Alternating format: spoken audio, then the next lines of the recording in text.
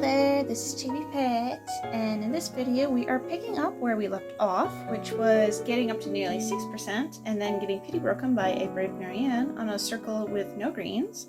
So, what's the pity rate at again? It's at, 4.75%. So, we'll be going back in, seeing if we can get more Dimitris. So, let us continue.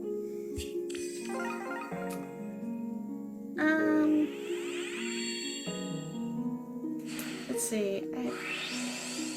I didn't finish talking about Three Hopes. So far I have been getting all of this like lore about like Fargus and its culture and whatnot.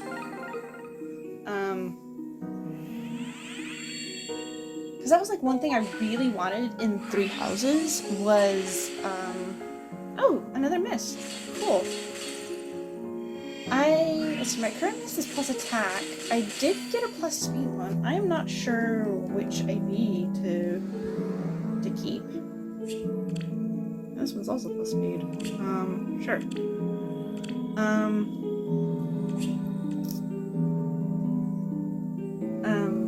Because it felt like Three Houses had a lot more that it wanted to tell, but it didn't have enough time, probably, due to time constraints, maybe going over budget, who knows.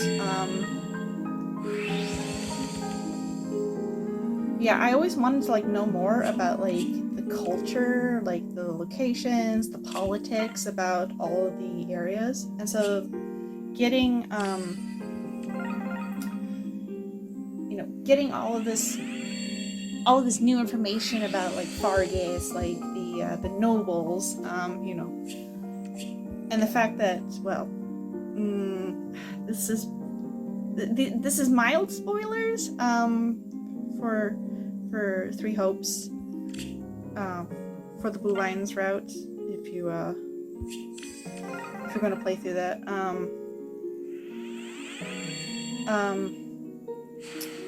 But the fact that we get confirmation that, what was his name, Rufus, Lambert's brother, Dimitri's uncle, did end up playing a part in getting his brother assassinated so that he could take the throne for himself. It seems like Three Hopes is set up to basically answer questions or implications. Because, another, again, also a slight spoiler here. This is all stuff from the prologue, so I don't think it should be anything too major. Although, if you haven't played Three Houses, it might be kind of spoilerish. Anyway, in the Blue Lions route, it was implied that Cornelia, who was I don't remember what her position was, she was a high-ranking. I don't remember what her position was, but basically, yes, we got another Dimitri. Okay, let's just talk about Fargus. That'll summon him. Alright, what IVs are you? Oh, his horse has a little hibiscus flower. Okay, plus attack. It's not too bad. I'm not sure if I'm gonna ascend him or not. I might.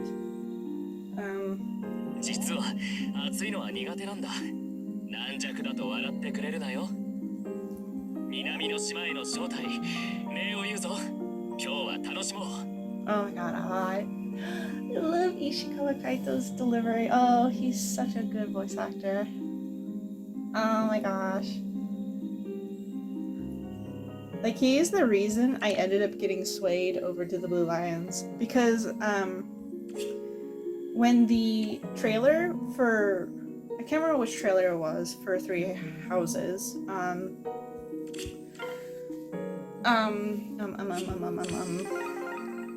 it was the one that first revealed the three house leaders, and I remember my initial impression, I just wasn't vibing with any of them. I mean, Edelgard looks kind of interesting, Claude looked kind of interesting, but I just wasn't really feeling it for any of them at that time. But I knew for sure that Dimitri was the one I was interested in the least. Yay! We got another one! Right when I said that, wow, that talk about irony. Okaeri, Okaeri, Dimitri-kun. Oh, I keep getting minus speed. Oh dear. うまくは言えないが、 um, お前と海に来られてよかった。 but anyway, yeah, when out of like the three house leaders, I like my initial impression was that I cared about Dimitri the least, not least of which I did not like his hair. I'm gonna be honest, I still don't like his haircut. Pre-time skip. But then let's see. I can't remember when it was, but in the lead up to Three Houses release, I think this was before the E3 trailer. You know, the one that reveals all of their post-time skip designs.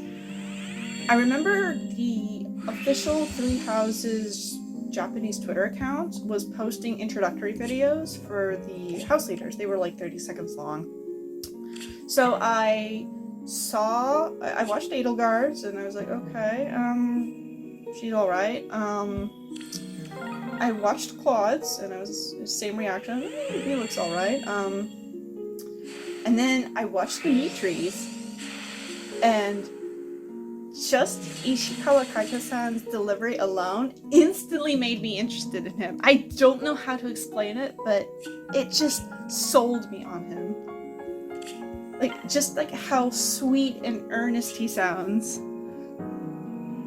Like, I wasn't expecting that. And from that point on, I was like, okay, I'm going to pick the Blue Lions as my first house. And I'm so glad I did. I love the characters, I love Dimitri, I love most of the students. Like love Dedu, love Ash, Felix, Annette, Mercedes, like I love how they're they're deconstructions of like character archetypes that have popped up in Fire Emblem. Like for example, like the moment I saw Felix, I was like, oh, he's like the edgy Myrmidon that you get, right? You know, like Rutger. But then like I played Three Houses and I was astonished at how they actually deconstructed that trope. And they did so in extremely well.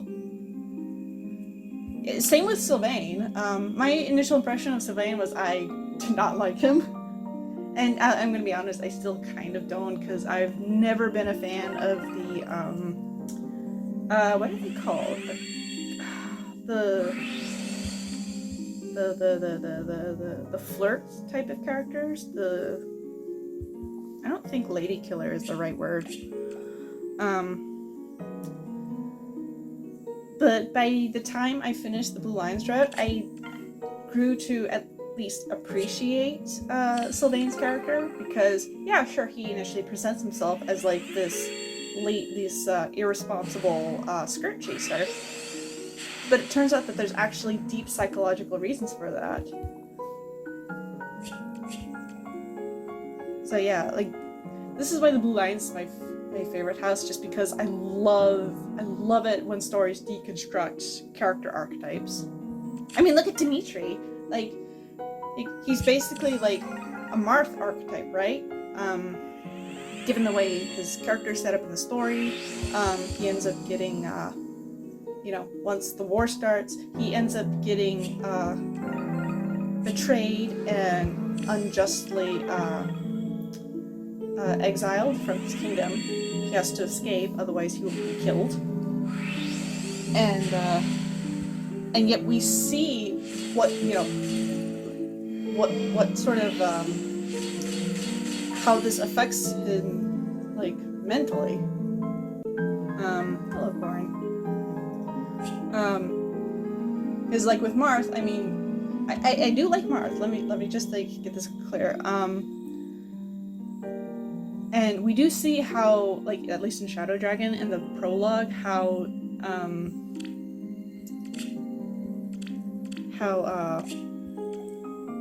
you know, how much he's grieving over the loss of his kingdom, his father being killed, his mother and sister being captured, but the story doesn't really give him time to dwell on it. And so he's probably putting up a front in order to not have his troops lose morale. But we don't really get to see what kind of impact that has on him. But with Dimitri, oh, we see it all.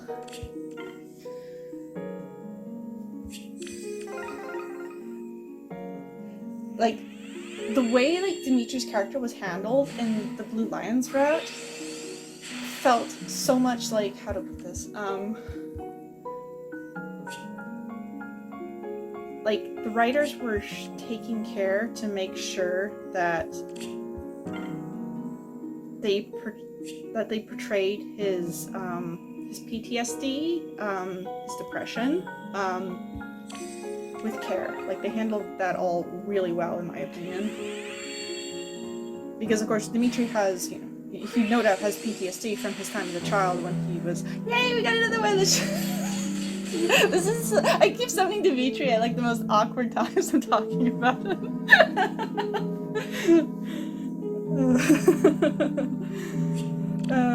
Okay.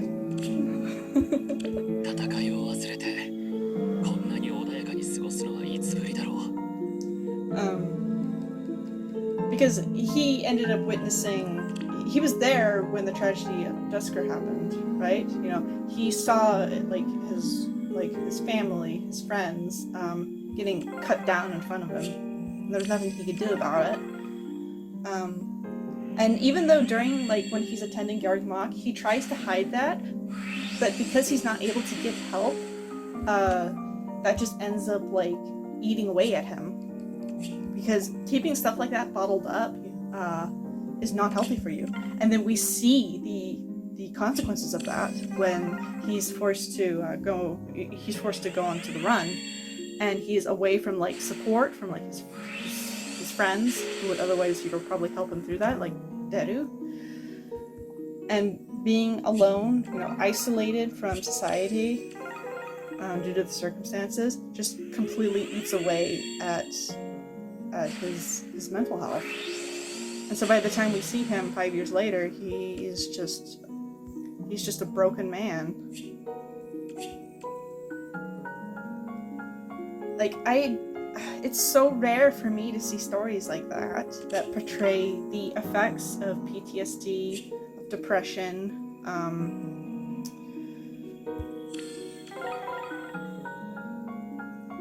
in such a raw light. Because generally it feels like stories, they don't really like handle them, they just like sort of shy away. But then there's also Dimitri's support chain with Gilbert, which very strongly implies that Dimitri's also suicidal, like, and from depression most likely. Because there's a part, I think it's in the B support, where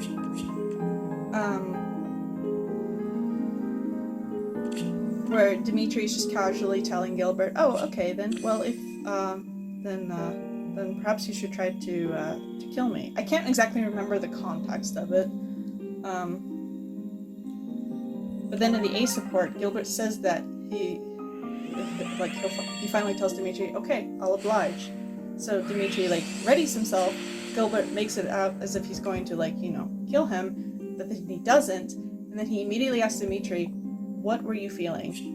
And Dimitri responds that he didn't want to die. He wanted to live. When all that time he thought about dying, but then when it seemed like it was actually going to happen, he was afraid. He didn't want that to happen. And that is, that is such a common feeling for people who are suicidal. People who, when they can't bear. I'm sorry, I'm tearing up. I actually ended up crying a lot because that's so relatable to me. Like when you're when you feel like you can't handle dealing with things in the world anymore, and so you keep thinking, it would be better if I was dead. but then like something happens, like maybe you actually do attempt to go through with it, and then as you're attempting it, you suddenly realize this is not what I wanted. I want to live. Like, oh my gosh, that hit me so hard.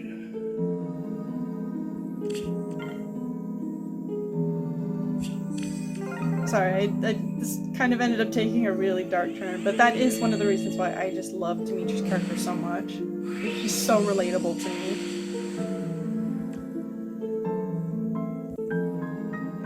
And I know like people do take issue with how his character writing, like his character arc was handled in Zero Moon, and I do see that there are issues with it, but for me, overall, the pros for his character, what he goes through, like his character development,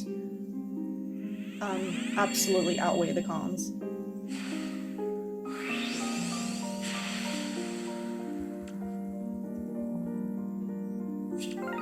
I don't even remember what I was talking about. What was the original topic? Oh no. I'm too busy gushing about Dimitri. Well, I was hoping that maybe if I keep talking about him, it'll entice him to come home. I mean, it's kind of worked.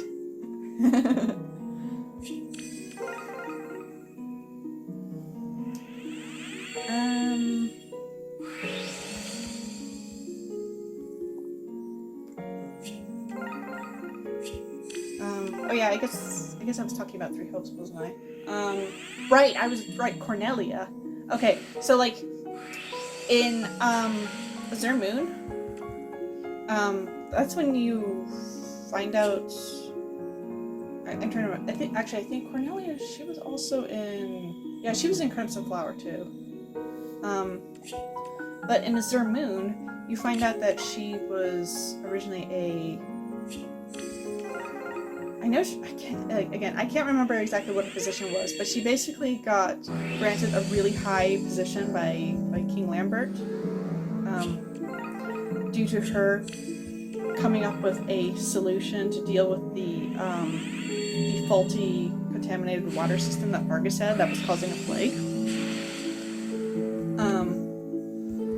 But it's always been implied in the game that the Cornelia that we see in Three Houses is not actually the original Cornelia. That, again, spoilers for Three Houses, that she was actually replaced by one of the, what are they called? The Agarthians? I don't remember what they're called. You know, the faction who's like the real bad guys who are controlling scenes from behind the shadows. Because like there's dialogue with like I think like Sylvain in the monastery where he's like I think it's through him and maybe through also Dimitri who talk about Cornelia.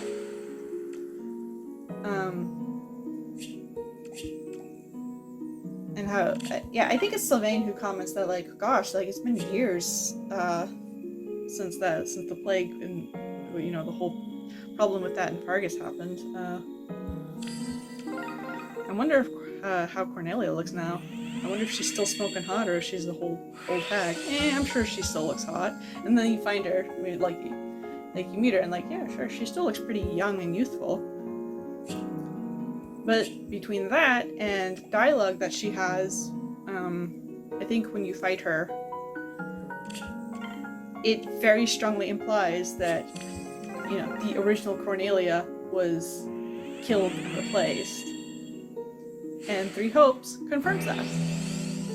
So I'm really looking forward to seeing like what else, like, you know, what other answers Three Hopes gives us regarding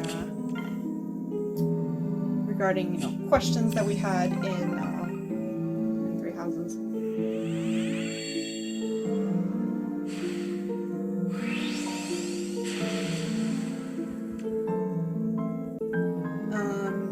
Yeah, I've only been playing through the Blue Lions route so far. Again, have not had time to really spend on the demo. And I don't think I'll start, even if I finish like the demo before Three Houses comes out, I don't think think I will continue any other routes because until after I've like beaten the Blue Lions route in the full game. Because I've heard that like your progress carries over, and so I would rather like my progress in the Blue Lions carry over.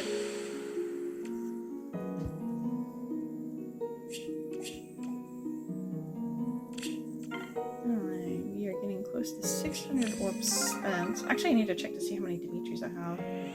Is it 5? I might have 5. Let me double check. I'm pretty sure it's 5, right? 1, 2, 3, 4, 5. Oh, 6! Oh, goodness. So he's plus 5. I need 5 more. Then this has been like, what, about 600 orbs? Nice. So that's actually not bad.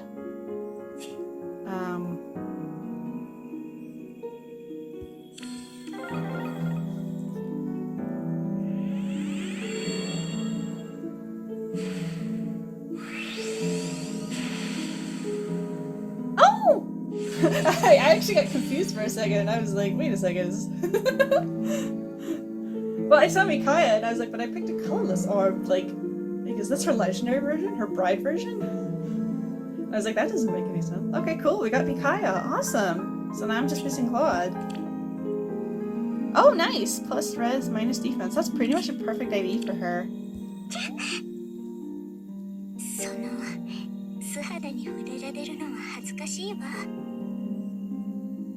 Oh my gosh, I love her swimsuit. Oh my gosh, she's so cute. She brought a little Yune to enjoy the beach with her. Oh, I just realized that Yune changes position. Oh, that's cool. I like it when like there's a difference between like the normal attacking art and the special art. Like I know this is true for Samurai Dimitri too. Like his head changes position. Okay, awesome. So now all we're missing is Claude. Oh, maybe I should have picked those blue. Oh well. So okay, so now maybe whenever there's no green, maybe I should start picking blue so I can get Claude. Because I would really like him. He's pretty cool. Oh. I think you are new. I think. Right? Yeah. Oh, that is probably like the opposite IDs you want. But you do have no follow-up. Okay. Oh my god, he sounds precious. I don't know anything about Asbel, but I'm just gonna say like, oh, he's precious. I'm almost not mad that you well, he didn't pity break me, but I hope this is not a sign that he's gonna become the new Lou. But at least his fodder is a lot better than Lou. Like, Lou, if you don't know, stalked me so many times, and he still stalks me, even as a 4-star special. Oh my god, I got so sick of seeing Lou everywhere. But at least Asbel has better fodder and better art.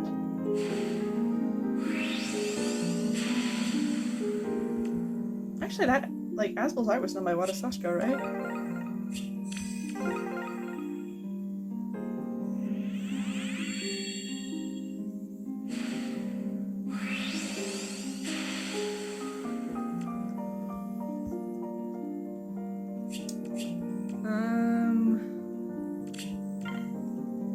Let's see. I'm trying to think of other topics. I guess I think I'm gonna have to be cutting this video short soon because I think I'm approaching half an hour.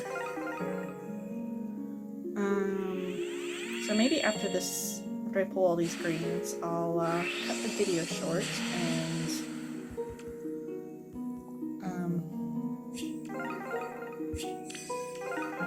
so that I can move on to the next recording part.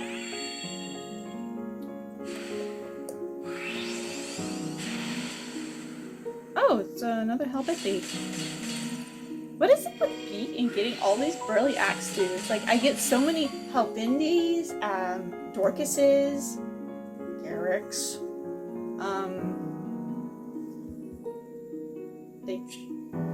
and Surters too, like,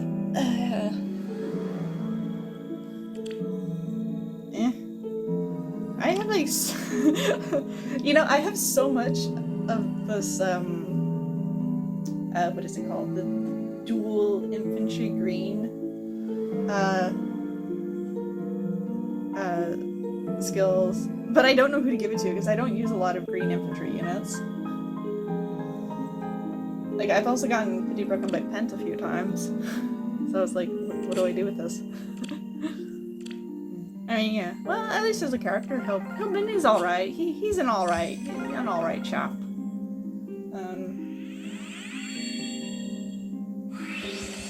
He wouldn't be my first pick for favorite Book 2 characters. That would probably go to Gunthra.